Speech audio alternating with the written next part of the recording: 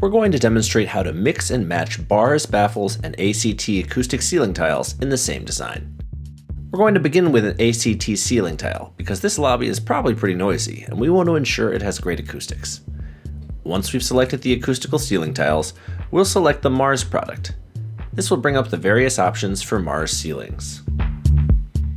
For this example, we're going to change the desired height or offset of the ceiling tiles. For ceiling tiles, the offset is calculated from the level of the floor. This room has a height of 17 feet. For this example, we'll set it to 15 feet, which will set the ceiling tile height 15 feet from the floor and 2 feet from the surface above. Next, we'll choose the high NRC tiles. We're going to change the color to black and leave edge and grid options at their default setting, but you can make all of those changes here. Next, we'll click Create Ceiling.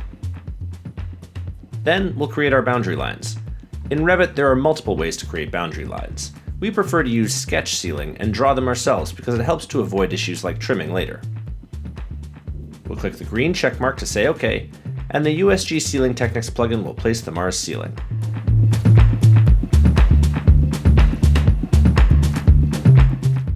Now we'll add our Barz baffles into the mix. We'll select Barz, then select the desired cassette type and finish.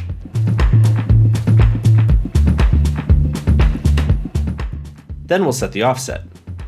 Barz baffles and slats calculate the offset from the surface above, so in a 17-foot high room, setting the offset at 2 feet will make it even with the ceiling tiles we just placed. Next, we'll draw our boundary lines.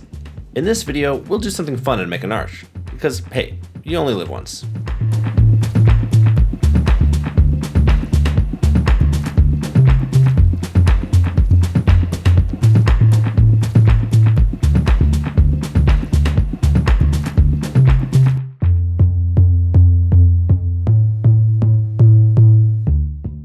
Next, we'll place the anchor component on the face and make it perpendicular to the ceiling tiles.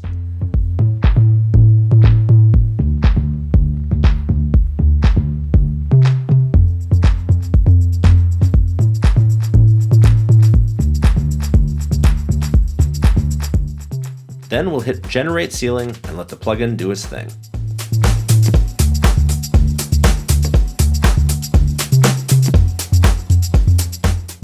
Once it's done, you can use View to check your work.